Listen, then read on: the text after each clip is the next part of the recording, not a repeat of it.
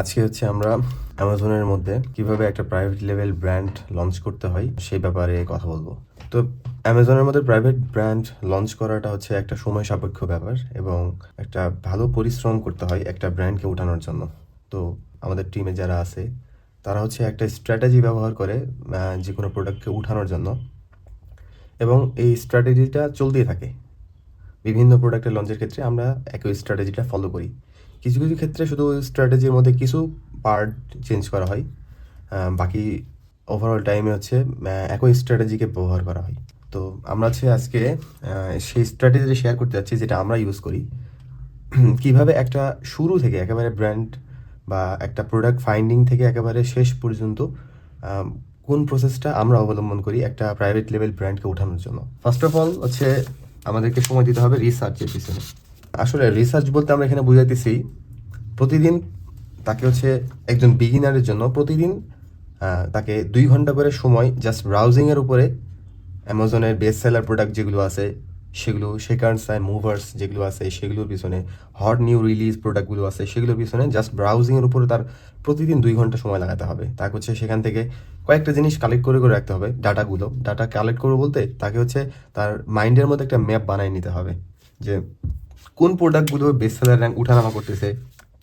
Price স্ট্র্যাটেজির একটা মাইন্ডসেটের মধ্যে একটা নিয়ে নিতে হবে যে কোন প্রোডাক্টের, কালকে হয়তো একটা প্রোডাক্ট দেখা যাচ্ছে যে ওই প্রোডাক্টটা $20 ছিল, আজকে ওই প্রোডাক্টটা হঠাৎ করে $21 করে ফেলছে। তো এই প্রাইস স্ট্র্যাটেজি, কালকে হচ্ছে কোনো একটা প্রোডাক্ট বেস্ট সেলার 5-এ ছিল, ওই প্রোডাক্ট এখন বেস্ট সেলার 3-তে আছে। কিংবা কোনো প্রোডাক্ট যেটা হচ্ছে কালকে বেস্ট সেলার 1-এ ছিল ওটা 2-এ চলে গেছে।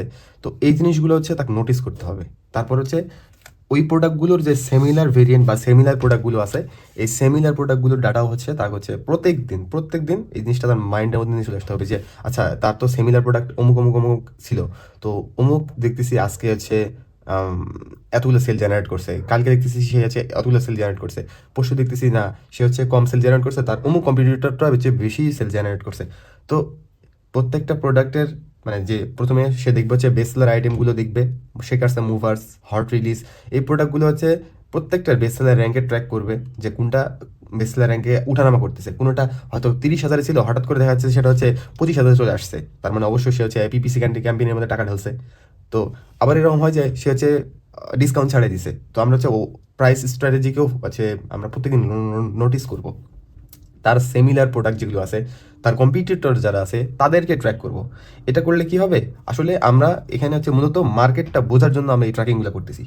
আপনি যখন বেস্ট সেলার প্রোডাক্টগুলোকে ট্র্যাক করবেন তখন হচ্ছে আপনি এখান থেকে লং টার্ম কোন প্রোডাক্টগুলো নিয়ে কাজ করতে হবে এটা আপনি একটা ধারণা পেয়ে যাবেন যে আসলে লং টার্ম বেনিফিটের দিকে গেলে আপনার কোন কোন প্রোডাক্টগুলোর পিছনে যাইতে হবে, বা মার্কেট কোন দিকে মার্কেট একটা হচ্ছে লং টার্ম কোন প্রোডাক্টগুলো চাহিদা তৈরি হইতেছে।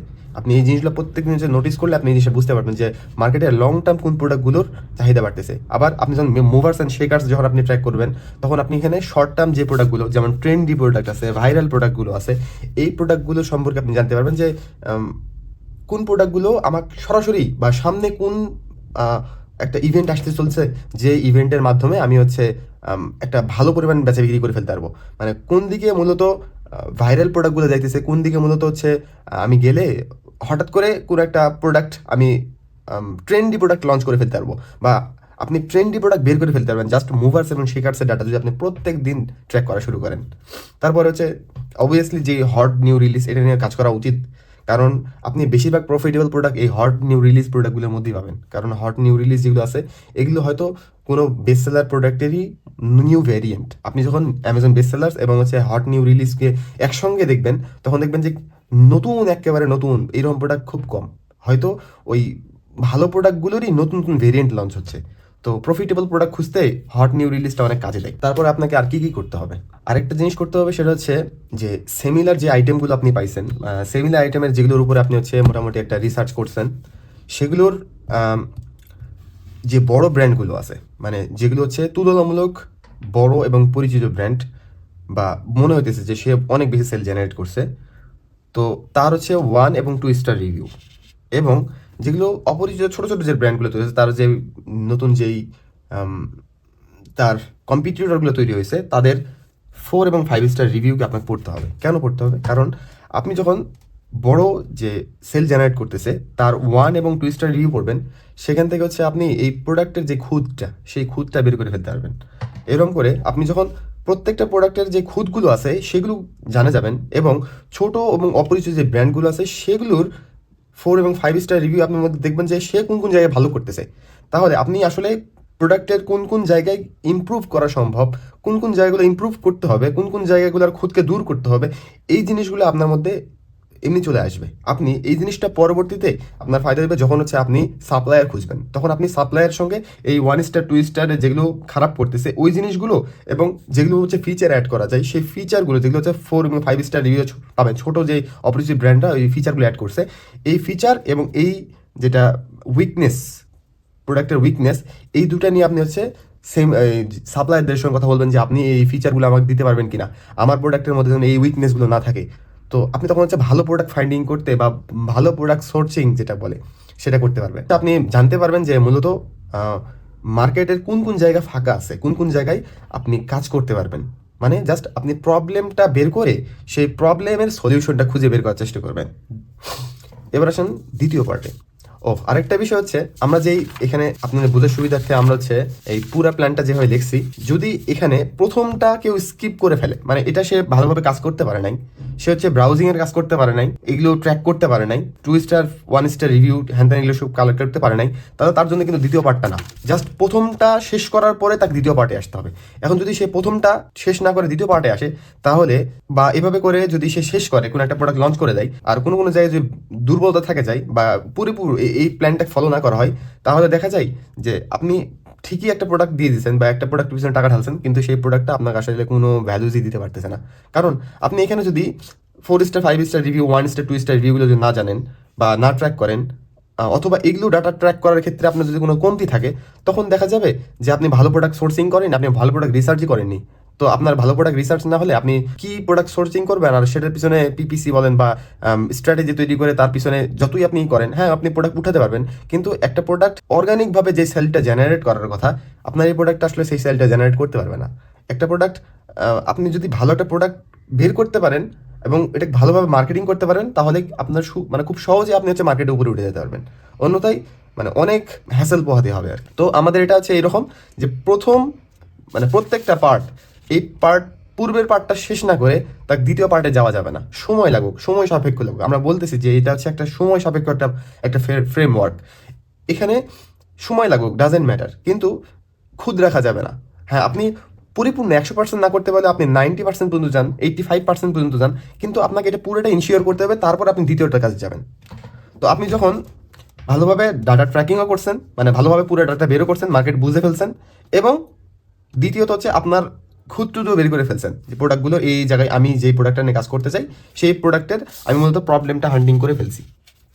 আপনি যখন প্রফিটেবল প্রোডাক্ট বা অথবা শর্ট টার্ম যেটা বলে হচ্ছে ট্রেন্ডি প্রোডাক্ট, অথবা আপনি লং টার্মের কোনো একটা ভালো প্রোডাক্ট পেয়ে গেছেন, এরপরে আপনি এই প্রোডাক্টটার সোর্সিং করার জন্য যাবেন হচ্ছে আলিবাবাতে।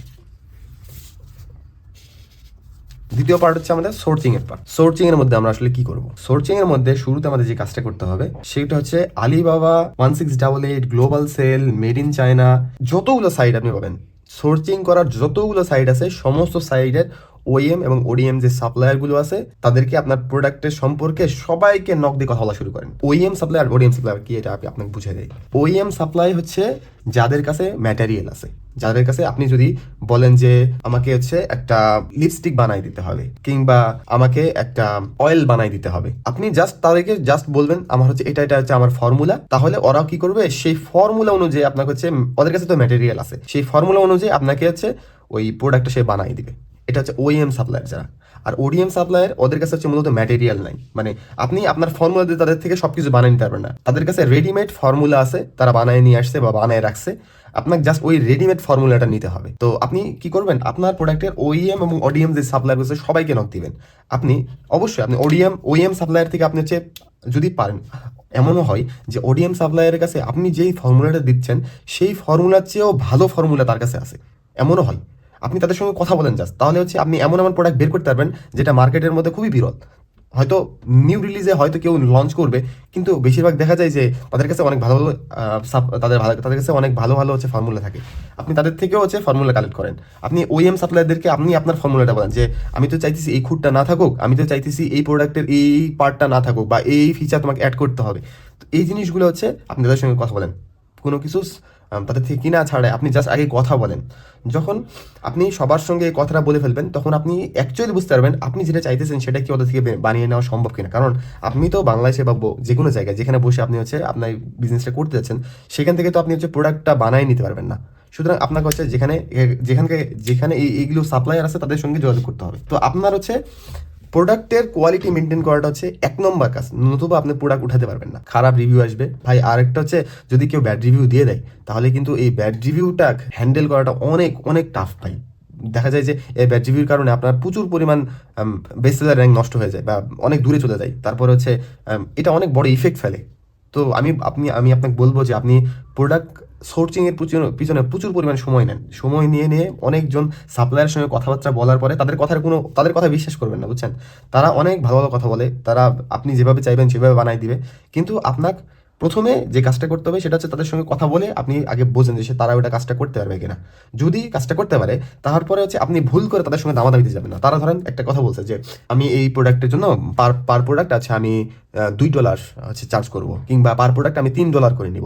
আপনি ঠিক আছে, আমি তোমার $3 দিব, কিন্তু আপনি দামাদামি করবেন না। আপনি কথা বলবেন যে ভ্যালুজ নেই, আপনি জাস্ট তার সঙ্গে ভ্যালুজ অ্যাড করে দিবেন যে ঠিক আছে আমি তোমার থেকে $3 নিব, কিন্তু আমাকে বেটার ম্যাটেরিয়াল দিতে হবে। তুমি যেই ম্যাটেরিয়ালটা ইউজ করতেছো তার চেয়ে ভালো ম্যাটেরিয়াল ইউজ করতে হবে। অথবা এবং আপনি চাইবেন কি, আপনি বলবেন যে আমাকে এক্সট্রা অমুক অমুক অমুক ফিচারটা দিতে হবে। আমি তোমার $3 দিয়ে কিনবো, কিন্তু আমাকে এক্সট্রা এই ফিচার দিতে হবে। অথবা আপনি বলবেন যে আমাকে হচ্ছে প্যাকেজিংটা প্রিমিয়াম করে দিতে হবে। আপনি ভ্যালুজ অ্যাড করবেন, আপনি তার সঙ্গে ভুল করে দামদারি দেবেন। যখন দেখবেন যে সে আপনি যখন দেখবেন যে সে হচ্ছে দামাদারি করতেছে, তখন কিন্তু সে হচ্ছে আবার ঝামেলা করবে, বুঝছেন। মানে সে তো হচ্ছে ভালো ম্যাটেরিয়াল দিবেই না, আবার হচ্ছে আপনার প্রোডাক্ট ভাই, আপনার প্রোডাক্ট নিয়ে আপনাকে সবসময় চিন্তা করতে হবে। আপনি ভুল করে দামাদামি যাবেন না, এটা আমাদের এক্সপিরিয়েন্স। দামাদামিতে যাবেন না, জাস্ট ভ্যালুজ অ্যাড করে দেন। ভ্যালুজ আপনার প্রোডাক্টটা এমনি উঠাবে। আপনি ভালো একটা প্রিমিয়াম একটা প্যাকেজিং করতেছেন, এই প্যাকেজিংটা হচ্ছে আপনি আপনার লিস্টিংয়ের মধ্যে, আপনি আপনার A+ কন্টেন্টের মধ্যে শো করতে পারবেন। প্রিমিয়াম প্যাকেজিংয়ের কারণে হচ্ছে একটা প্রোডাক্টের ভ্যালু অনেক অনেক বাড়ে যায়। আবার ব্যাটার মেটেরিয়াল যদি আপনি নিতে পারেন, তাহলে হচ্ছে আপনার কম্পিটিটর থেকে আপনি সবসময় আগে থাকবেন, আপনার ভালো ভালো রিভিউ আসবে। তো আপনি যদি এক্সট্রা ফিচার অ্যাড করতে পারেন, আপনি এই জিনিসগুলো লিস্টিংয়ের মধ্যে বুলেট পয়েন্টসের মধ্যে A+ কন্টেন্টের মধ্যে আপনি হচ্ছে আপনার এক্সট্রা ফিচারগুলো শো করাতে পারবেন। তো আমার কথা হচ্ছে আপনি যা বলবে সে আপনি দামাদামি করবেন না। যদি আপনার মনে হয় যে আপনি হচ্ছে এমন প্রোডাক্ট পাই গেছেন, কোনো একজন সাপ্লায়ার কাছে এরকম একটা প্রোডাক্ট পাইছেন, আপনি আপনার কাঙ্ক্ষিত প্রোডাক্ট আপনি পাইছেন, তারপরে আপনি দামাদামি না করে আপনি জাস্ট ভ্যালুজগুলো অ্যাড করার চিন্তা করেন। আর যেটা সবচেয়ে বড় ব্রুটাল পার্ট, সেটা হচ্ছে আপনি অবশ্যই যখন চায়না থেকে প্রোডাক্টটা নিয়ে আসবেন, তার আগে চায়না থেকে বের হওয়ার আগে আপনি হচ্ছে চায়নাতে এই জিনিসটা হচ্ছে চেক করবেন। এই প্রোডাক্টটা চেক করতে হবে আপনাকে, আপনার ওই সাপ্লায়ার যেটা দিছে সেটা যে আপনি আপনি আপনার কাঙ্ক্ষিত প্রোডাক্ট যে পাইছেন, ওই প্রোডাক্ট আপনার খুঁটে খুঁটে চেক করতে হবে। এখন আপনার যেমন প্রোডাক্ট সেই অনুযায়ী আপনি হচ্ছে চেক করার জন্য লোক আপনাকে খুঁজতে হবে। যে ধরেন কসমেটিক্স চেক করার ক্রাইটেরিয়া ভিন্ন, তো আপনাকে এমন জায়গায় খুঁজতে হবে যেখানে কসমেটিক্স আপনি চেক করে নিতে পারবেন। এমন জনের সঙ্গে কথাবার্তা বলতে হবে, হায়ার করতে হবে যারা হচ্ছে আপনার কসমেটিক্সটা নিজে ইউজ করবে বা এটা ল্যাবে টেস্ট করবে, দিয়ে হচ্ছে আপনাকে একটা রিভিউ দিবে যে আপনার প্রোডাক্ট হ্যাঁ সে যেটা বলছে সেই জিনিস ঠিক আছে। তো এই জিনিসটা হচ্ছে আপনি আগে ইনশিওর করবেন। আপনি প্রোডাক্ট USA বানান বা ইউকেতে নিয়ে আসেন বা দুবাইতে বা সৌদি, যেখানে নিয়ে আসেন না কেন, নতুন যখন আপনি একটা প্রোডাক্ট লঞ্চ করবেন, অবশ্যই আপনি আগে সাপ্লায়ারের কথা বিশ্বাস না করে সাপ্লায়ার যেই রিকোয়ারমেন্টগুলো দিচ্ছে, যে কাগজপত্রগুলো দিচ্ছে, ওইএম সাপ্লায়ারের সঙ্গে আপনি অনেক কাগজপত্র নেবেন। ওই প্রোডাক্টের রিলেটেড যত জিনিসপত্র লাগে, ওই প্রোডাক্টের ওটার জন্য যতগুলো লাইসেন্সের প্রয়োজন, ওই প্রোডাক্টের মধ্যে যতগুলো ম্যাটেরিয়াল সে ইউজ করছে, সেই ম্যাটেরিয়ালগুলো, এগুলোর সবগুলোর যত কাগজপত্র আছে আপনি সব তো দেখবেন, সব তো নেবেন। আপনি সেই ম্যাটেরিয়াল কাগজগুলো হচ্ছে ল্যাবে দিয়ে তাদের থেকে আপনি পরীক্ষা করে নেবেন যে সে যেটা বলছে এটা কি 100% ঠিক আছে কিনা। বা বুঝতে পারছেন, আপনি যদি প্রোডাক্ট কেনার ক্ষেত্রে জিতে যান, তাহলে হচ্ছে আপনি আজকাল যখনই হোক আপনি ঠিকই প্রোডাক্টটা উঠাতে পারবেন। এটাকে হচ্ছে আমাদের সোর্সিং এর পার্ট। 3 নম্বর হচ্ছে আপনাকে প্রোডাক্ট লঞ্চ করার আগে আপনাকে যে কাজগুলো করতে হবে। প্রোডাক্ট লঞ্চ করার আগে আমাকে গুরুত্বপূর্ণ কিছু জিনিস আছে। লঞ্চ তো অবভিয়াসলি এটা এগ্রেসিভ লঞ্চ করতে হবে, কারণ আপনি যদি সফট লঞ্চ করেন আপনার প্রোডাক্ট উঠাতে পারবেন না, খুব টাফ হয়ে যাবে। আর সফট লঞ্চ করে আপনি ওই রকম কোনো একটা সেই বেনিফিটটাও পাবেন না। সুতরাং আপনাকে এগ্রেসিভ লঞ্চ করতে হবে। এখন এগ্রেসিভ লঞ্চ করার আগে আপনার কিছু কাজ আছে যেগুলো হচ্ছে আপনাকে গুছাই ফেলতে হবে। প্রথমে তো আপনি যেই কাজটা করবেন সেটা হলো আপনার যতগুলো ক্যালকুলেশন, এটা আপনাকে বুঝতে হবে। আপনার প্রোডাক্ট বানানো থেকে শুরু করে অবশ্যই এটা আপনি আগে করে ফেলবেন, ক্যালকুলেশনটা অবশ্যই আপনি আগে করে ফেলবেন।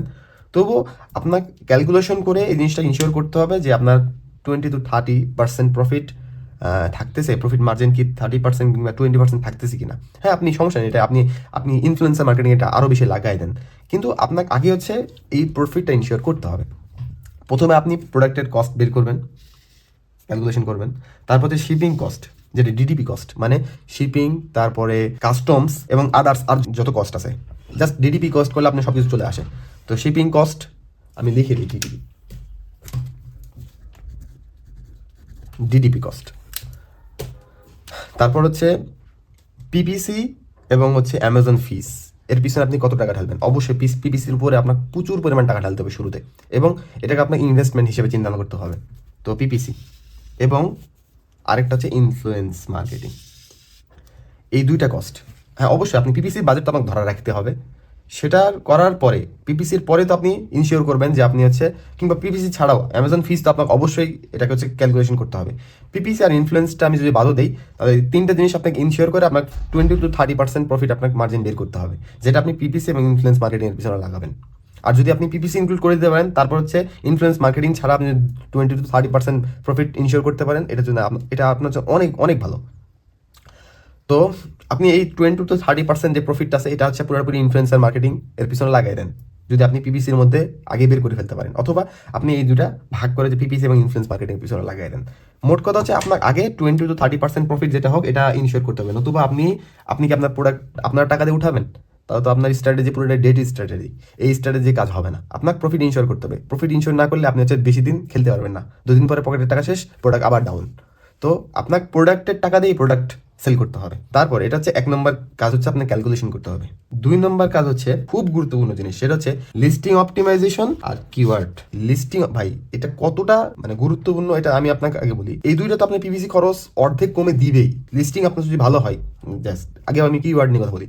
কিওয়ার্ড যদি আপনার ভালো হয়, তাহলে বিট লাগানো ছাড়া অর্গানিক আপনি সেল জেনারেট করতে পারবেন, অর্গানিক আপনি বেশি সেল জেনারেট করতে পারবেন, আপনি সামান্য বিট দিয়েও ভালো পরিমাণ সেল জেনারেট করতে পারবেন, জাস্ট আপনার কিওয়ার্ড যদি স্ট্রং কিওয়ার্ড হয়। আপনার লিস্টিং অপটিমাইজেশন যেটা, এটা যদি খুব ভালো হয়, মানে লিস্টিংটা খুব প্রপার লিস্টিং করতে পারছেন, তাহলে মানুষ আপনার লিস্টিংয়ে ঢোকার পরে আপনার থেকে কিনতে স্বাচ্ছন্দ্য বোধ করবে। আপনার লিস্টিং এর মধ্যে যদি ইমোশন থাকে, আপনার লিস্টিং এর মধ্যে যদি ফিচার্স গুলো থাকে, আপনার লিস্টিং এর মধ্যে যদি সবকিছু যদি ইনক্লুড করতে পারেন যে এটা কিনলে আপনার লাভ আছে, এটার মধ্যে এই আপনি বুলেট পয়েন্টগুলোর মধ্যে বেনিফিটগুলো তুলে ধরছেন, প্রবলেম সলভিং যে প্রোডাক্ট এইটা আপনি এটা ফুটাই তুলতে পারছেন। তো এই জিনিসগুলো লিস্টিংয়ের প্রত্যেকটা ছবি, কোনটা ইউজফুল ছবি, কিভাবে ইউজ করতে হবে, কোনটা কোন জায়গায় কোন ছবি রাখতে হবে, মানে আমি বলতেছি লিস্টিং অপটিমাইজেশনটা হচ্ছে অনেক বড় বিষয়, কিওয়ার্ড রিসার্চটা হচ্ছে অনেক বড় বিষয়। এগুলো আপনি কতটা বড়, আপনি যদি জাস্ট ফাইবার একটি ভিজিট করে দেখেন যে অ্যামাজন লিস্টিং অপটিমাইজেশন, দেখবেন ওখানে $200-300-500 দিয়ে হচ্ছে সেশন ভাড়া করতে হয়। জাস্ট সে শুধু আপনার লিস্টিংটা দেখে দিবে, সে শুধু আপনার লিস্টিংটা ঠিকঠাক করে দিবে, সে শুধু আপনার কিওয়ার্ডটা ঠিকঠাক করে দিবে। এর জন্য সে একটা সেশনের জন্য সে হচ্ছে $500 মতো চার্জ করে। তাহলে আপনি বলছেন এই দুইটা কত কত শক্তিশালী জিনিস। তো আপনাকে অবশ্যই এই দুইটার উপরে কাজ করেই যেতে হবে, কন্টিনিউয়াস কাজ করতে হবে, কারণ এই দুইটা আপনার হচ্ছে পিপিসির খরচ অর্ধেক কমায় দিবে এই জাস্ট এই দুইটা জিনিস। তো এটার পিছনে আপনার কীরকম খাটতে হবে আপনি ধারণা করে নেন। এটা হচ্ছে লঞ্চের আগে আমরা হচ্ছে আর কী কী করবো। এবার আসলে লঞ্চের পার্টের মধ্যে, লঞ্চের পার্ট হচ্ছে আপনাকে আমি তো বললাম যে আপনাকে লঞ্চ করতে হলে অবশ্যই এগ্রেসিভ লঞ্চ করতে হবে। লঞ্চের পার্টের মধ্যে প্রথমে হচ্ছে আপনাকে অ্যামাজন যে অ্যালগোরিদমটা আছে, যেভাবে হচ্ছে অ্যামাজন প্রোডাক্ট মানুষের কাছে শো করায়, এই অ্যালগোরিদমকে আপনার হচ্ছে পুশ দিতে হবে। তবে ভাই আমি আপনাকে আগেই বলতেছি, এই পার্টটা হচ্ছে খুব সেন্সিটিভ একটা পার্ট। এই পার্টের মধ্যে আমি এখানে লিখে দিয়েছি জিনিসটা, খুব ভালোভাবে এই জিনিসটা মাথায় ঢুকে নেন। যদি যদি অ্যামাজন একটু টের পায় যে আপনি এখানে হচ্ছে আর্টিফিশিয়ালি কাজটা করতেছেন, আপনি নিজে নিজে করতেছেন, যদি এটা হলে বুঝতে পারে অ্যামাজন, তাহলে হচ্ছে আপনার কিন্তু খবর খারাপ করে দিবে, আপনার লিস্টিং ব্লক করবে, আপনার অ্যাকাউন্টও ফ্রিজ করে দিবে, আপনার অ্যাকাউন্ট উড়াইও দিতে পারে। তো এটা হচ্ছে অবশ্যই টিমের কাজ। এটা অ্যামাজন যেন ভুল করে না বুঝতে পারে আপনি ইএমআই নাম্বার দিয়ে আপনি লগ ইন করে বিভিন্ন কাজ করতেছেন, আপনি একটা জায়গা থেকে হচ্ছে বিভিন্ন মানুষের কাছে একজনের মাধ্যমে 10টা রিভিউ ঢুকাইতেছেন। এগুলো করলে কিন্তু অ্যামাজন বুঝতে পারে যাবে, বা একটা সার্কেলের মধ্যে সবকিছু হইতেছে, যদি এটা বুঝতে পারে অ্যামাজন, তাহলে কিন্তু খবর খারাপ করে ফেলবে। বুঝতে পারছেন? তো আপনাকে অ্যামাজন অ্যালগোরিদম আপনি ঠিকই পুশ দিবেন, কিন্তু এটা যেন ভুল করেও অ্যামাজন না টের পায়। তো প্রথমে আপনি অ্যামাজন অ্যালগোরিদম কীভাবে ট্র্যাক মানে কীভাবে হচ্ছে পুশ দিবেন, আপনাকে প্রথমে হাই বাজেট এবং হাই বিট তো অবশ্যই লাগাতে হবে। হাই বাজেট এবং হাই বিট না লাগালে, আর এই বিটটা লাগাবেন হচ্ছে হিলিয়াম-10 দিয়ে হচ্ছে আপনি রিসার্চ করে দেখবেন, যেটা সবচেয়ে বেশি যে বিটওয়ালা যে হচ্ছে কী বলে কিওয়ার্ডটা আছে, সেই কিওয়ার্ডের মধ্যে আপনাকে লাগাতে হবে, যেন আপনাকে বড় বড় ব্র্যান্ডগুলোর উপরে দেখায় কয়েকদিনের জন্য হলেও। আপনি পিপিসির মধ্যে আপনার হাই বাজেট ঢালতে হবে। যদি আপনি হাই বাজেট না ধরেন, তাহলে হচ্ছে আপনি একটা প্রোডাক্টে যেটা প্রথমে যে পুশটা দেওয়া উচিত বা পুশটা দেওয়ার দরকার, সেই পুশটা আপনি দিতে পারবেন না, যার কারণে দেখবেন 2 দিন পরে প্রোডাক্ট আস্তে আস্তে ডাউনের দিকে চলে যেতেছে। আর একটা লঞ্চের সময় কিন্তু অ্যামাজন নিজে থেকে আপনার জন্য কিছু জিনিস ফ্রি করে দেয়। অনেকে আছে যারা জানবেন যে অ্যামাজন কিন্তু $100 আপনাকে ফ্রিতেও দিয়ে দেয়। এমনও হয় যে $100 আপনাকে ফ্রিতে দিয়ে দিয়েছে জাস্ট আপনার অ্যাডস ক্যাম্পেইন করার জন্য। $100 অ্যামাজন নিজেই দিয়ে দিয়েছে, এরকমও কেস আছে। তো এই সময়ে অ্যামাজন নিজেও চায় আপনি প্রোডাক্টটা পুশ করেন, কিন্তু আপনার কাছে স্ট্র্যাটেজি না থাকে আপনি কিন্তু মারাটা খাবেন। তো আপনার হচ্ছে মেন কিওয়ার্ডের উপরে একটা ভালো পরিমাণ হাই বাজেট হাই ভোল্টেজ একটা বিড লাগাইতে হবে। তাহলে বড় বড় যেই প্রোডাক্ট বড় বড় যারা সেল জেনারেট করতেছে তাদের সঙ্গে আপনি কম্পিটিটিভলি চলে যাবেন। আর এটা হচ্ছে আপনার জন্য লং টার্ম ফায়দা দিবে। আপনি যদি এটা ধরে রাখতে পারেন এবং পরবর্তী স্টেপগুলো নিয়ে আসতে পারেন, তাহলে হচ্ছে আপনি ভালো সেল জেনারেটকারী যেই যেই সার্কেলটা আছে তার মধ্যে আপনি ঢুকে যেতে পারবেন। প্রথমে হচ্ছে আপনার পিপিসির উপরে হাই বাজেট লাগাতে হবে। 2 নম্বর হচ্ছে আপনি অবশ্যই ডিসকাউন্ট অ্যান্ড কুপনস আপনার ছাড়তেই হবে। এটা আপনি না ছাড়লে মানে এটা হচ্ছে একটা রুলস যে প্রত্যেকটা নিউ সেলার যখন রিলিজ করে তখন তাকে ডিসকাউন্ট অ্যান্ড কুপনস দিতেই হয়। আপনি যদি না দেন তাহলে হচ্ছে এটা এটা এটা এক ধরনের রুলস। এটা রুলস বলতে এই রুলস না, বরং সেলিং একটা রুলস। এটা আপনি দিলে দেখবেন যে অ্যালগোরিদম আপনার ওই ক্যাটাগরির মধ্যে ফেলে দিবে যে না, তার সে ডিসকাউন্ট দিছে। তো আপনি অ্যামাজন নিজেও আপনার ডিসকাউন্ট আরও বেশি বাড়ায় দিবে, এরকম হয়। তো অ্যামাজন তখন মনে করবে যে না, এই প্রোডাক্টটা পুশ করার দরকার, কারণ সে ডিসকাউন্ট দিচ্ছে, সে কুপনস দিচ্ছে মানুষদেরকে। তখন অ্যামাজন নিজেই মানুষদের কাছে এই জিনিসটা দেখাতে চাইবে, ডিসকাউন্ট অ্যান্ড কুপনস। 3 নম্বর হচ্ছে আপনার অবশ্যই এক্সটার্নাল ট্রাফিক টানতে হবে। যখন অ্যামাজন দেখবে যে আপনি সোশ্যাল মিডিয়া থেকে, ওয়েবসাইট থেকে, ইমেল থেকে, টিকটক থেকে, সোশ্যাল মিডিয়ার মধ্যে কী কী আছে, ফেসবুক আছে, ইনস্টাগ্রাম আছে, হোয়াটসঅ্যাপ আছে, এই ধরনের জায়গাগুলো থেকে আপনি ট্রাফিক টানতেছেন, তখন বলবে যে না, এই প্রোডাক্টটা আসলে বাইরেও ভালো পরিমাণ মানুষের কাছে সেল জেনারেট করতে পারতেছে বা মানুষ এদের বাইরের টিম কাজ করতেছে। তখন এই প্রোডাক্টটা অ্যামাজন মনে করবে যে সে যেহেতু আমার কাছে কাস্টমার নিয়ে দিতেছে, মানে সোশ্যাল মিডিয়া থেকে অ্যামাজন আপনি কাস্টমার নিয়ে দিতেছেন, ওয়েবসাইট থেকে আপনি অ্যামাজন কাস্টমার নিয়ে দিতেছেন, ইমেইলের মাধ্যমে আপনি অ্যামাজন কাস্টমার নিয়ে দিতেছেন। অ্যামাজনকে সমস্ত ডাটা ট্র্যাক করে। টিকটকের মধ্যে আপনি ভালো করে অ্যামাজনের কাছে মানে কি ট্রাফিক নিয়ে আসতেছেন, তখন অ্যামাজন আপনার প্রোডাক্টটা আরও বেশি মানুষের কাছে পৌঁছাবে, কারণ আপনি তাকে আরও বেশি কাস্টমার দিচ্ছেন, অ্যামাজনকে কাস্টমার দিচ্ছেন। এখন অ্যামাজনও আপনাকে কী করবে, সেলটা দেওয়ার চেষ্টা করবে। তো এক্সটার্নাল ট্রাফিক হচ্ছে অনেক গুরুত্বপূর্ণ। আর এটা হচ্ছে ইনফ্লুয়েন্সার মার্কেটিংয়ের মাধ্যমে আপনি হচ্ছে এই জিনিসটা নিতে পারবেন। এখন ইনফ্লুয়েন্সার মার্কেটিং বা ইনফ্লুয়েন্স মার্কেটিং কী পরিমাণ দরকার আপনি এখান থেকেই বুঝে নেন। তো আপনার পুশ করার ক্ষেত্রে 3টা জিনিস মাথায় রাখতে হবে, সেটা হলো high budget PPC, coupon discount, আর হচ্ছে ইনফ্লুয়েন্স মার্কেটিং। 2 নম্বর লঞ্চের ক্ষেত্রে আরেকটা জিনিস করতে হবে, সেটা হচ্ছে আপনার 20টা থেকে 30টা রিভিউ কালেক্ট করে ফেলতে হবে, কারণ রিভিউ ছাড়া কেউ কোনো প্রোডাক্টের উপর ট্রাস্ট করে না। তো আপনার এটা অবশ্যই আপনাকে হচ্ছে আর্টিফিশিয়ালি করে ফেলতে হবে। যদি অ্যামাজন বুঝতে পারে যে আপনি নিজে করতেছেন, তাহলে কিন্তু সমস্যা হবে। সুতরাং আপনি কি করবেন, বললাম তো, ফাইবারে আপনি একটা কাজ করতে পারেন। ফাইবারে গিয়ে আপনি যদি দেখেন যে অ্যামাজনের রিভিউ দেওয়ার এরকম অনেকে আছে যারা হচ্ছে জাস্ট অ্যামাজনের রিভিউ দেয়, ওদেরকে আপনি কিছু টাকা দিলে তারা হচ্ছে আপনার হয়ে তারা হচ্ছে একটা প্রোডাক্ট অর্ডার করবে। আপনি যদি তাতে ভিডিও চান, সে ভিডিও করে দিবে। হ্যাঁ, আপনি তাদের সঙ্গে কথা বলেন, দেখতে পারবেন যে।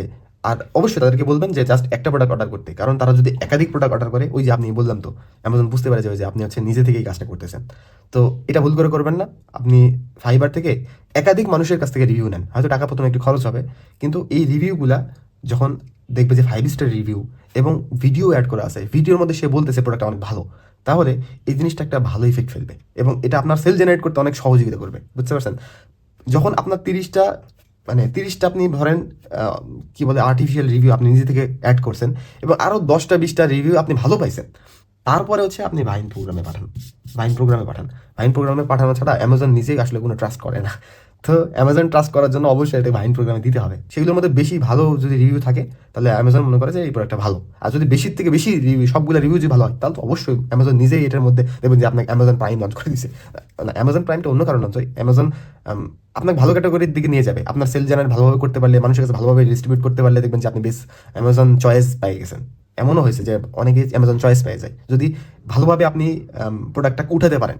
আপনি যদি এই সবগুলো কাজ যদি ঠিক মতো করতে পারেন, আপনি ভাইন প্রোগ্রামেতেও ভালো ভালো রিভিউ কালেক্ট করতে পারছেন, দেখবেন যে অ্যামাজন চয়েস দিয়ে দিছে। এটা হচ্ছে লঞ্চিং পার্ট গেল। এবার আসেন গ্রোথের পার্টটা হচ্ছে আপনাকে 80% প্রচুর খাটতে হবে। ওগুলো তো জাস্ট লঞ্চ করলেই শেষ। তারপরে কাজ পুরাটাই আপনি যদি 2 বছর কাজ করেন, আপনি যদি 10 বছরের কাজ করেন, আপনাকে এই গ্রোথের পার্টটা নিয়েই কাজ করতে হবে। আপনি যতদিন পর্যন্ত এই প্রোডাক্ট নিয়ে কাজ করবেন, আপনাকে হচ্ছে গ্রোথের পার্ট নিয়ে কাজ করতে হবে। সেটা হচ্ছে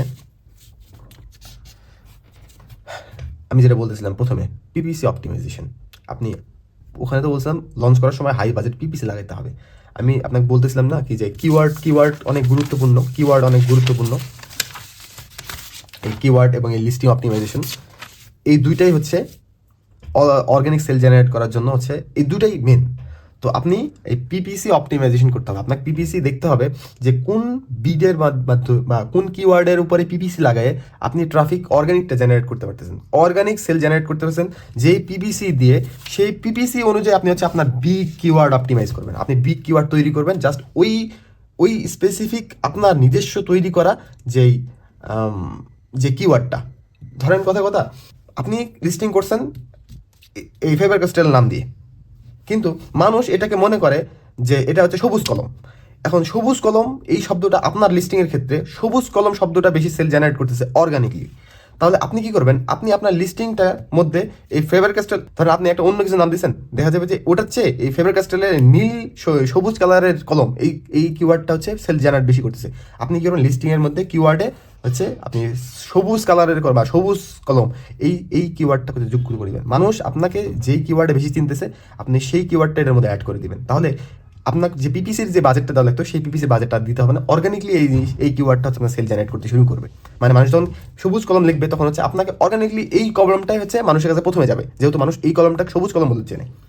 কিংবা এই যে লাইটার পেন না হয় যদি এটা মানুষ মনে করে যে এটা হচ্ছে অন্য কিছু একটা নাম দিয়ে হয়তো চেনে, তখন আপনার প্রোডাক্টের ক্ষেত্রে এমন হয়েছে যে মানুষ হচ্ছে এটা অন্য নাম দিয়ে চিনতেছে, তখন আপনি ওই নামটা অ্যাড করতে পারলে দেখবেন যে আপনার পিপিসি খরচ বেঁচে গেছে। তো অর্গানিকলি সেল জেনারেট করার জন্য কিওয়ার্ড এবং লিস্টিং অপটিমাইজেশনের পিছনে পিপিসি ঢালে পিপিসি খরচ করে আপনাকে বের করতে হবে যে কোন জিনিসটা আপনার হচ্ছে অর্গানিকলি সেল জেনারেট করতেছে। তো আপনি পিপিসির মধ্যে খরচ দিয়ে আপনার হচ্ছে লিস্টিংটা অপটিমাইজ করে ফেলতে হবে, তাহলে হচ্ছে আপনার পিপিসি খরচ এমনি আস্তে আস্তে কমে আসবে। তারপরে আপনি হচ্ছে ওই যে অ্যাওয়ারনেসের জন্য আপনি জাস্ট খালি পিপিসির উপর খরচ করতে পারেন। আপনি পিপিসির উপর খরচ না করে আপনি তখন দেখা যাবে যে আপনি ইনফ্লুয়েন্স মার্কেটিংয়ের পিছনে খরচ করলেন, আপনি ফেসবুক অ্যাডসের পিছনে খরচ করলেন, ওটা আপনার আরও বেশি ফায়দা দেবে তখন। 2 নম্বর হচ্ছে কয়েকটা জিনিস আপনাকে ইনক্রিজ করতে হবে। 1 নম্বর হচ্ছে সেলস ভ্যালোসিটি, 2 নম্বর হচ্ছে সিটিআর ইনক্রিজ করতে হবে, আর একটা হচ্ছে কনভারসেশন রেট। সেলস ভ্যালোসিটি কি? কন্টিনিউয়াস সেল থাকা, তাই না? তো কীভাবে আপনি সেলস ভ্যালোসিটি ইনক্রিজ করবেন? পিপিসির মাধ্যমে, ডিসকাউন্টের মাধ্যমে এবং হচ্ছে এক্সটার্নাল ট্রাফিক, যেটা আমি প্রথমে বলতেছিলাম যে পিপিসি, ডিসকাউন্ট, এক্সটার্নাল ট্রাফিক। প্রথমে অ্যামাজনকে পুশ দেওয়ার জন্য যে জিনিসগুলো লাগে, পিপিসি, ডিসকাউন্ট, এক্সটার্নাল ট্রাফিক। আপনার সেলস ধরে রাখতে হলে এই তিনটাকে আপনাকে হচ্ছে মানে মাঝে মাঝে ধরে রাখতে হবে। অবশ্যই এক্সটার্নাল ট্রাফিক তো আপনার টানতে হবে, পিপিসি আপনার বাজেট লাগাই রাখতে হবে, তাহলে হচ্ছে আপনার সেলসটা কন্টিনিউয়াস থাকবে। 2 নম্বর হচ্ছে সিটিআর। সিটিআর হচ্ছে এটা কীভাবে, এটা কি, এটা সিটিআর হচ্ছে মানে আপনার প্রোডাক্টটা ক্লিক কয়জন করতেছে, জাস্ট ক্লিকটা, মানে ধরুন অনেকগুলো প্রোডাক্টের মধ্যে আপনার প্রোডাক্টে মানুষ কয়জন ক্লিক করতেছে, এইটা হচ্ছে সিটিআর। তো এই জিনিসটার জন্য অবশ্যই আপনার মেন ইমেজ যেটা হচ্ছে সবার কাছে শো করাবে, সেই মেন ইমেজটা অনেক সুন্দর হতে হবে। মেন ইমেজ যেন হচ্ছে মানুষকে আকর্ষণ করে, মেন ইমেজটার উপর কাজ করতে হবে। 2 নম্বর হচ্ছে ওখানে যে টাইটেলটা লেখা থাকে সেই টাইটেলটা উপর আপনার হচ্ছে ফোকাস করতে হবে। আর হচ্ছে রেটিং রিভিউ, অনেক ক্ষেত্রে যখন আপনি অ্যাডস রান করবেন তখন কিন্তু রেটিং রিভিউ শো করায়, তো আপনাকে রেটিং রিভিউর উপর কাজ করতে হবে। আপনার সিটিআর বৃদ্ধি করার জন্য অবশ্যই আপনাকে মেন ইমেজ, টাইটেল এবং রেটিং রিভিউর উপর কাজ করতে হবে। আরেকটা হচ্ছে কনভারসেশন রেট। হ্যাঁ, কেউ একজন সিটিআরের ভালো হওয়ার কারণে সে হচ্ছে প্রোডাক্ট ঢুকলো, কিন্তু ভিতরে যাচ্ছে জগা খিচুড়ি অবস্থা, পুরোটাই জগা খিচুড়ি অবস্থা। সেক্ষেত্রে আপনার হচ্ছে কনভারসেশন রেট ঠিকঠাক রাখার জন্য আপনার ভিতরের ইমেজেসগুলো, ভিতরে বুলেট পয়েন্টসটা গোছানো হতে হবে, ডেসক্রিপশনটা অনেক সুন্দর হওয়া লাগবে, প্লাস কন্টেন্টগুলো এমন হওয়া লাগবে যেন মানুষের কাছে জিনিসটা অনেক ইউজফুল মনে হয়, যেন এটার মানে এটার ইউজটা অনেক সহজ এবং এটা অনেক প্রবলেম সলভিং, বা এটা অনেক স্টোরি টেলিং করতেছে আমাদের কাছে। মানে জাস্ট আপনার ওই ছবিগুলোর মধ্যে সমস্ত ব্র্যান্ডের সব কিছুই আপনাকে ঢুকাই দিতে হবে, আপনার প্রোডাক্টের সমস্ত গল্প জাস্ট ওই ছবিগুলোর মধ্যে ঢুকাই দিতে হবে। প্লাস কন্টেন্ট, ভাই প্লাস কন্টেন্টের জন্য কিন্তু ফাইবারের লোক পাওয়া যায়, তাহলে বুঝলেন প্লাস কন্টেন্ট কিন্তু ছোটোখাটো জিনিস না। প্লাস কন্টেন্ট, রেটিং রিভিউগুলো, এবং আরেকটা বড় বিষয় সেটা হচ্ছে প্রাইস স্ট্র্যাটেজি। আমি আপনাকে হাইলি রিকমেন্ড করবো আপনি হচ্ছে প্রাইস স্ট্র্যাটেজি অনেক সময় নিয়ে তৈরি করেন, কারণ মানে ভাই এটা তো যে যুদ্ধ, এখানে জাস্ট প্রাইজের ওয়ার নিয়ে কাজ করা হয়। আপনি প্রাইসটা আপনার যত স্ট্র্যাটেজিক্যাল আপনি তৈরি করতে পারবেন, যে এটা বেশিও না, এটা কমও না, এটা এই টাকার মধ্যে খুব সুন্দর একটা কম্বো। এই জিনিসটা যখন আপনি ফুটাই তুলতে পারবেন, আপনার প্রাইস স্ট্র্যাটেজি এত সুন্দর হবে, তখন আপনি খুব সুন্দর সেল জেনারেট করতে পারবেন। কিন্তু আপনার প্রাইস যদি খালি উঠানামা করে, যদি আপনার একদিন দিচ্ছে একরকম, কালকে দিচ্ছে আরেক রকম, মানুষ বুঝবেই না যে আপনার প্রোডাক্টের প্রাইস কত। মানে মানুষ হচ্ছে যখন একটা প্রোডাক্ট দেখে, সে কিন্তু তৎক্ষণাৎ সেই প্রোডাক্টটা কিনে ফেলে না। এখন আপনি একটা প্রোডাক্ট দেখছেন এটা 5 টাকা, কিন্তু কালকে এসে দেখছেন এটা 5.5 টাকা, তাহলে আপনি কিন্তু এই প্রোডাক্টটা কিনতে চাইবেন না। কিংবা এই জিনিসটা প্রোডাক্ট কেনার ক্ষেত্রে আপনি কিন্তু দুইবার চিন্তা ভাবনা করবেন। তো প্রাইস স্ট্র্যাটেজিকে আপনি স্টেবল রাখতে হবে। আর আপনি আপনি চাইবেন আপনার কম্পিটিটরের দিকে লক্ষ্য করে আপনার হচ্ছে প্রাইস স্ট্র্যাটেজি তৈরি করতে। আপনার নিজস্ব প্রোডাক্টের দিকে লক্ষ্য করে, আপনার কম্পিটিটরের দিকে তৈরি করে, কম্পিউটারের দিকে লক্ষ্য করে আপনি হচ্ছে আপনার প্রাইস স্ট্র্যাটেজি তৈরি করবেন। এগুলো হচ্ছে মেন গ্রোথের কাজ। আর কিছু কাজ আছে যেগুলো হচ্ছে জাস্ট গ্রোথকে স্কেল আপ করার জন্য যে জিনিসগুলো কাজে লাগে, সেগুলো হচ্ছে আপনার অবশ্যই নেগেটিভ রিভিউ যেগুলো আছে সেগুলোকে হ্যান্ডেল করতে হবে। নেগেটিভ রিভিউ কিন্তু অনেক খারাপ জিনিস। নেগেটিভ রিভিউ আপনি হ্যান্ডেল না করতে পারেন, তো অ্যামাজন আপনাকে খারাপ ক্যাটাগরির মধ্যে ফেলাই দেয়। যে অ্যামাজন কিন্তু আসলে অ্যামাজন অ্যালগরিদম অনেক মানে অনেক স্ট্রং। তো আপনাকে হচ্ছে এই জিনিসগুলো খুব সুন্দরভাবে হ্যান্ডেল করতে হবে যেন কাস্টমার স্যাটিসফাইড থাকে। তো নেগেটিভ রিভিউ হ্যান্ডেল করবেন এক। 2 নম্বর হচ্ছে আপনার এই সেলটা যখন আপনার সবগুলো পার্ট সুন্দরভাবে কাজ করছে, যখন আপনার সেলটা ভালো করে জেনারেট হইতেছে, তখন আপনি এটার ভ্যারিয়েশন লঞ্চ করে দেন। এটা আপনার জন্য সবচেয়ে বেশি ভালো হবে। আপনি কম লঞ্চ করেন, কিন্তু আপনি আপনার ভ্যারিয়েশন বাড়ায় ফেলেন, যে এটার আরও অনেকগুলো ভ্যারিয়েশন আছে। আপনি যখন ভ্যারিয়েশন লঞ্চ করবেন, তখন কিন্তু আপনি একটা প্রোডাক্টের আদলে কয়েকটা প্রোডাক্ট নিয়ে চলে আসতেছেন। তখন আপনার এই জিনিসটা পরবর্তী কাজ, এটা স্টোর গোছাইতে এটা আপনার সহযোগিতা করবে। আপনি এই ব্র্যান্ডে স্টোর খুলে ফেলতে পারবেন, যে তখন স্টোর মানুষ যখন একটা কোনো প্রোডাক্টের স্টোর থাকে, তখন এই মানুষরা হচ্ছে এই প্রোডাক্টটা কিনতে বেশি আগ্রহী হয়। তো আপনাকে অবশ্যই ভেরিয়েন্ট লঞ্চ করার পিছনে আপনাকে সময় দিতে হবে বা চিন্তা ভাবনা করতে হবে। এই জন্য আপনাকে পূর্বের সমস্ত পার্ট ঠিকঠাক করতে হবে। পুরা কাজটা ঠিকঠাক করলে, যদি আপনার পুরাটাই কাজ করে, ওয়ার্ক করে, সেল যদি একটু কমও জেনারেট হইতেছে, আপনি ভেরিয়েশন লঞ্চ করে দেন। এটা আপনার জন্য সবচেয়ে বেশি ভালো, কারণ ভেরিয়েশন লঞ্চ করলে আপনি স্টোরের দিকে ফোকাস করতে পারবেন। আর ভেরিয়েশন স্টোর এগুলো থাকলে মানুষ হচ্ছে এগুলো প্রোডাক্টগুলো কিনতে বেশি স্বাচ্ছন্দ্য বোধ করে। আপনিও দেখবেন যে আপনি যখন কোনো একটা প্রোডাক্ট কিনে নেন, তখন হচ্ছে অবশ্যই আপনি তাদের স্টোরও ভিজিট করেন। যারা এমনি এই জিনিসগুলো করলেই কিন্তু হচ্ছে সাধারণ যারা সচেতন, তারা কিন্তু এগুলো দেখলেই মোটামুটি কিনে ফেলে। কিন্তু বেশি সচেতন যারা, তারা অবশ্যই স্টোরটা ভিজিট করে, যে দেখি তো এই ব্র্যান্ডটা কেমন। যখন দেখবে তার স্টোরটা অনেক গোছানো, তখন সে হচ্ছে এমনিতেই কনভিন্স হয়ে যায় যে না, এখান থেকে হচ্ছে আমার প্রোডাক্ট কিনতে হবে। তো এগুলো সব ঠিকঠাক থাকলে আপনি ভেরিয়েশন লঞ্চ করে দেন এবং আপনার স্টোরটা অনেক সুন্দর করে গুছিয়ে ফেলেন। যদি এই পুরো কাজ হয়ে যায়, তাহলে লাস্ট কাজ যেটা, সেটা হচ্ছে আপনার সবসময় কাস্টমার রিপিট করতে হবে। আপনার নিজস্ব কাস্টমার রিপিটের স্ট্র্যাটেজি তৈরি করতে হবে। তো আপনার কাস্টমার রিপিট করতে পারলে, ওটা ওটা আপনার নিজস্ব স্ট্র্যাটেজি। আপনি কীভাবে আপনি কাস্টমারকে রিপিট করবেন, আপনি বিভিন্ন জায়গায় দেখতে পারেন, ইউটিউবে বা অনেক পডকাস্টে কাস্টমার রিপিট স্ট্র্যাটেজি নিয়ে আলোচনা করা হয়। এগুলো ব্যক্তিগত প্ল্যান, যে কে কীভাবে তার স্ট্র্যাটেজি তৈরি করবে। এটা অনেক লেন্দি প্রসেস, এটা এক একজনের ক্ষেত্রে এক এক রকম। তো আপনি আপনার কাস্টমারকে কীভাবে আপনার সঙ্গে যুক্ত করে রাখবেন, এটা হচ্ছে আপনার নিজস্ব স্ট্র্যাটেজি। তো এটাই ছিল মূলত ক্লাসের টপিক, যে কিভাবে একটা প্রোডাক্ট শুরু থেকে শেষ পর্যন্ত উঠাইতে হয়। এটা হচ্ছে একটা রোড ম্যাপ বলা যেতে পারে। আপনি যখন এই রোড ম্যাপটা ফুল ফলো করবেন, তখন আপনি আপনি যদি আপনার পুরো কাজটা যদি যথাযথভাবে হয়, তাহলে একটা প্রোডাক্ট উঠতে বাধ্য। আপনি যদি অ্যামাজনেও সেটা পুশ দেন, আপনি যদি সোশ্যাল মিডিয়ার মধ্যেও সেটা পুশ দেন, মানুষকে ভাইরালের দিকে নিয়ে যান, তাহলে দেখবেন যে এটা কন্টেন্ট বাড়বে, এটা মানুষের কাছে আরও বেশি ছড়ে যাবে। একটা প্রোডাক্ট উঠানোর পিছনে কিন্তু সময় দেওয়া লাগে। আর এই একটা প্রোডাক্ট যখন একবার উঠে যায়, আপনার এই প্রোডাক্টটা আপনি জাস্ট বেডশিট লিখে সার্চ দেন, বেডশিট দেখেন, বেডশিট কী পরিমাণ, জাস্ট শুধু বেডশিটটা কী পরিমাণ সেল জেনারেট করছে। এটা অবশ্যই সে তো ডিফারেন্ট জায়গায় মার্কেটিং করছে, যার কারণে আজকে সে এই পজিশনে আসতে পারছে। আমি একটা দেখছিলাম, জাস্ট একটা বেডশিট কয়েক শত মিলিয়ন ডলার হচ্ছে সেল জেনারেট করছে। 1 মিলিয়ন না, কয়েক শত মিলিয়ন ডলার। তো এটা তো এমনি হয় নাই, তাকে তো কী পরিমাণ খাটছে, আপনি সেই জিনিসটা চিন্তা করে দেখেন, সে জাস্ট ওই বেডশিটের উপর কী পরিমাণ খাটছে। তো একটা প্রোডাক্ট যখন আপনি লঞ্চ করবেন, তখন হচ্ছে আপনার এইরকমই চিন্তা ভাবনা থাকতে হবে, যে এই প্রোডাক্টটা হচ্ছে আপনি 6 মাসের একটা সেশন নিয়ে আপনি এই প্রোডাক্টটা উঠাবেন, এবং আপনার কাছে পর্যাপ্ত টাকাও থাকতে হবে এটার পিছনে খরচ করার জন্য। কারণ আপনি টাকা না খরচ করলে, আপনি ওই যেটা এটার থেকে আপনার যেই কী বলেন, যেটা ফলাফল আসার কথা ছিল, সেই ফলাফলটা আপনি দেখতে পারবেন না। আপনি যখন আপনার মার্কেটিং জায়গায় খাত থাকবে, আপনার রিসার্চের জায়গার মধ্যে খাত থাকবে, আপনার আপনি হচ্ছে অনেক জিনিস হ্যান্ডেল করতে পারতেছেন না, আপনি নেগেটিভ রিভিউ হ্যান্ডেল করতে পারতেছেন না, আপনি রিভিউ ভালোভাবে অ্যাড করতে পারতেছেন না, আপনার ভাইন প্রোগ্রাম থেকে খারাপ রিভিউ আসছে, তখন ভালো প্রোডাক্ট ডেড হয়ে যায়। তো আপনাকে অবশ্যই প্রথমে ভালো প্রোডাক্ট রিসার্চ করতে হবে, তারপরে সেই প্রোডাক্টটা আপনি যেটা রিসার্চ করেছেন সেটা যথাযথ পাওয়ার জন্য আপনাকে হচ্ছে সাপ্লায়ারদের সঙ্গে কথাবার্তা বলে ওই প্রোডাক্টটা যথাযথ ওই প্রোডাক্টটাই তৈরি করতে হবে, ফিচার টিচার যা আছে সব কিছু সহ। 3 নম্বর হচ্ছে আপনাকে অবশ্যই লিস্টিং এবং কিওয়ার্ড এগুলো নিয়ে আগে কাজ গুছায় ফেলতে হবে, যেন লঞ্চের সময় আপনার এই জিনিসটা ফায়দা দেয়। 4 নম্বর হচ্ছে আপনাকে এগ্রেসিভ লঞ্চ করতে হবে, লঞ্চ স্ট্র্যাটেজি একেবারে 100% থাকতে হবে, লঞ্চের স্ট্র্যাটেজি 100% থাকতে হবে, নতুবা আপনি লঞ্চ একেবারে লঞ্চ খারাপ মানে আপনার স্ট্র্যাটেজি পুরোটাই খারাপ। যে জিনিসটা শুরু ঠিক নাই সেই জিনিসটা উঠবে না, এটা পসিবলই না। তো লঞ্চ স্ট্র্যাটেজি আপনাকে সেভাবে তৈরি করতে হবে। আর গ্রোথ এবং স্কেল আপ, গ্রোথ আপনি যদি ঠিক মতো করছেন আপনাকে এই জিনিসগুলো হচ্ছে ইনশিওর করতে হবে। এই হচ্ছে আমাদের আমরা যারা টিম নিয়ে কাজ করি, আমাদের টিমের সবাই এই একই স্ট্র্যাটেজি তৈরি করে বা এই স্ট্র্যাটেজি ফলো করে। প্রোডাক্ট ভেদে স্ট্র্যাটেজির মধ্যে একটু চেঞ্জিং আসতে পারে, কিন্তু ওভারঅল চেঞ্জিং যা হোক না কেন স্ট্র্যাটেজি এইটাই। তো এটা আসলে সবাইকে বলে দেওয়া হলো। আপনারা জাস্ট এই জিনিসগুলো নিয়ে চিন্তা ভাবনা করবেন যে আপনার ক্ষেত্রে আরও কী কী জিনিস অ্যাড করা যায়। আপনি চিন্তা করবেন যে এই স্ট্র্যাটেজি আপনি কীভাবে আপনার মতো করে ইউজ করতে পারবেন। স্ট্র্যাটেজি এটাই, আপনি কোনো জিনিস এখান থেকে কাটছাট করতে পারবেন না, জাস্ট স্ট্র্যাটেজি এটাই। কিন্তু এখানে আপনি আপনার মতো করে স্ট্র্যাটেজিটা তৈরি করে ফেলতে পারবেন। আপনার কোনো কোনো জায়গায় যে আপনার দরকার নেই সেই জিনিসটা হচ্ছে আপনি আপনার মতো করে বানাই ফেলেন। যেমন ধরেন যেগুলো প্লাস্টিকের জিনিস, যেমন খেলনার মধ্যে তো আর ওডিএম সাপ্লাইয়ের দরকার নেই। তো এখানে আপনি ওডিএম সাপ্লাই খুঁজে করবেনটা কি, এইরকমই বিষয়টা।